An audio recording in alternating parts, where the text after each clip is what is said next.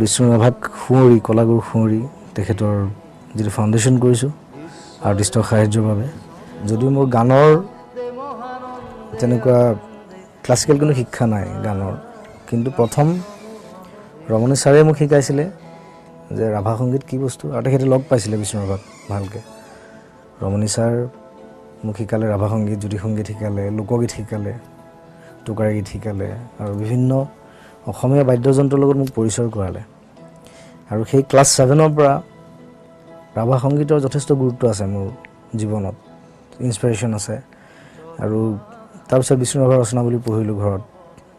তেখেতৰ লিৰিক্সৰ যিটো ষ্টাইল সেইটো মই খুব ভাল পাওঁ।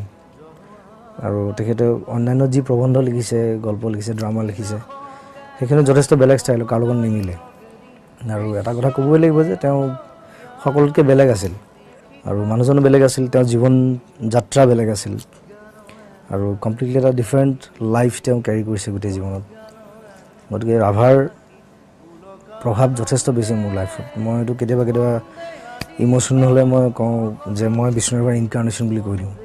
তো চবে হাঁহে, বাট তেওঁৰ সেইটো প্ৰভাৱ আচলতে সেইটো বস্তুৱে মোক আগুৱাই লৈ যোৱাত যথেষ্ট সহায় কৰিছে। আৰু গোটেই জীৱনত মোৰ বিষ্ণুৰাভাৰ এই যিটো প্ৰভাৱ, এই যিটো অনুপ্ৰেৰণা, সেইটো সদায় থাকিব, সেইটো থাকিব। তেওঁক বাদ দি মই সংগীত কেতিয়াও কৰিব নোৱাৰোঁ, কোনো কালচাৰ কৰিব নোৱাৰোঁ। বিশ্বর ছন্দে ছন্দে মহানন্দে আনন্দে নাসা নাসা তমোহর ঢেউ নাসা।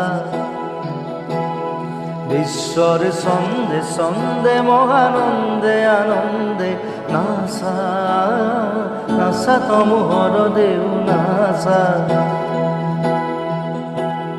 বন্দে বন্দে আজি হব ভকত বৃন্দে, বন্দে বন্দে তব শরণ কমল বন্দে। বিশ্বর ছন্দে ছন্দে মহানন্দে আনন্দে নাসা নাসা তমোহর ঢেউ নাসা।